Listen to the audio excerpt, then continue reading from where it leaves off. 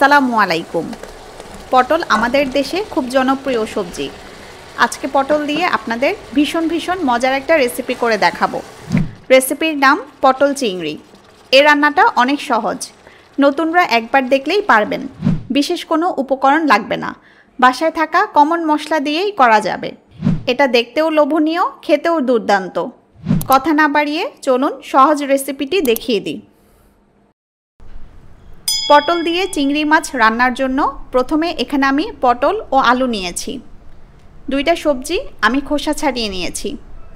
এখানে পটল নিয়েছি আধা কেজির মতো, আর আলু নিয়েছি মোটামুটি বড় সাইজের দুইটা। এখন এগুলো আমি কেটে নিব। পটলগুলো জাস্ট মাঝখান দিয়ে কেটে দুই ভাগ করে নিব। তবে আপনারা আপনাদের পছন্দ মতো কাটতে পারেন, চাইলে লম্বা লম্বা করে কাটতে পারেন। এরপর আলু কিভাবে কাটছি দেখুন। পটলের সাইজে কিউব করে কেটেছি, এতে রান্নাটা দেখতে সুন্দর লাগবে। পটল লম্বা লম্বা করে কাটলে আলুও লম্বা লম্বা করে কাটবেন। কাটার পর আলু ও পটল ভালোভাবে ধুয়ে নিব। এবার চিংড়ি মাছটা প্রসেস করব। 250 গ্রাম চিংড়ি মাছের অপ্রয়োজনীয় অংশ কেটে ফেলে পরিষ্কার করে ধুয়ে নিয়েছি। আমি এই সাইজের চিংড়ি নিয়েছি, এর ছোট সাইজের চিংড়ি নিলে রেসিপিটা ভালো হবে না। এখন চিংড়িতে কিছুটা হলুদ গুঁড়া ও লবণ দিয়ে মেখে নেব।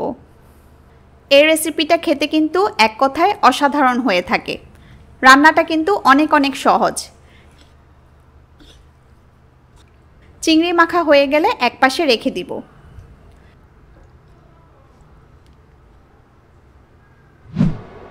এবার রান্না শুরু করছি।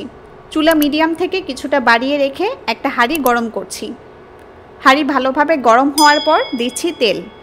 আমি 100 ml বা হাফ কাপ তেল দিলাম। তেল গরম হলে চিংড়ি মাছগুলো দিয়ে দিব। মাছ দিয়ে অনবরত নাড়তে হবে, আর চিংড়ি মাছ বেশি ভাজা যাবে না, 20-30 সেকেন্ড ভাজলেই হবে। বেশি ভাজলে মাছটা খেতে একদমই ভালো লাগবে না। কয়েক সেকেন্ড ভেজে মাছগুলো উঠিয়ে নেব।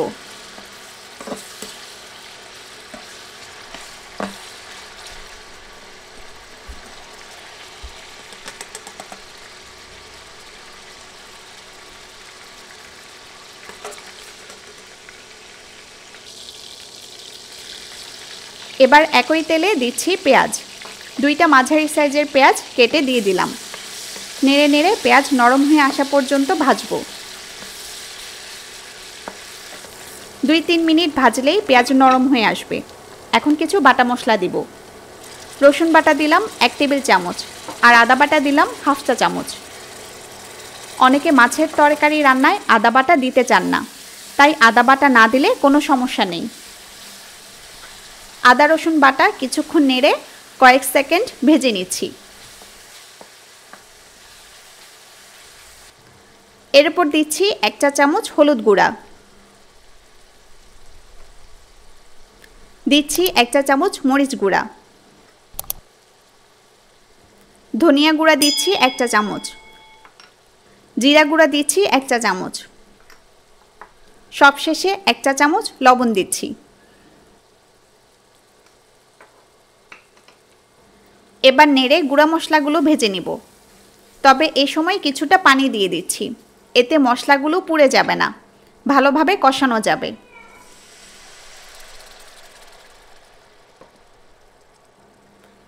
পানি দিয়ে মশলা কিছুক্ষণ কষিয়ে নেব।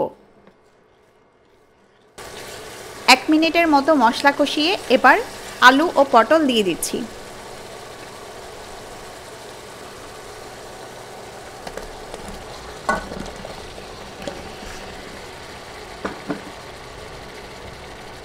আলু পটল দিয়ে তেল মশলার সাথে ভালোভাবে মিশিয়ে দিচ্ছি। চুলা মিডিয়ামে রেখে রান্নাটা করছি।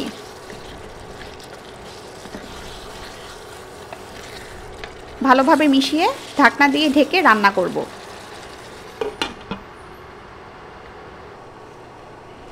5 মিনিটের মতো ঢাকনা দিয়ে রান্না করলাম। এভাবে আর রান্না করা যাবে না, হাঁড়ির নিচে লাগতে শুরু করবে। এখন পানি দিয়ে সব কিছু ভালোভাবে সেদ্ধ করে নিব। আমি স্বাভাবিক তাপমাত্রার পানি দিচ্ছি, আপনারা চাইলে গরম পানিও দিতে পারেন। প্রায় 800 ml মতো পানি দিয়ে ঢেকে রান্না করব।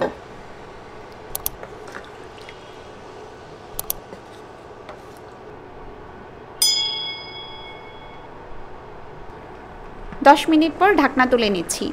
এই সময়ের মধ্যে আলু ও পটল সেদ্ধ হয়ে যায়। এবার আমি দিচ্ছি চিংড়ি মাছ,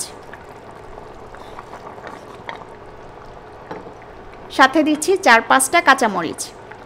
ভালোভাবে নেড়ে আরও কিছুক্ষণ রান্না করব।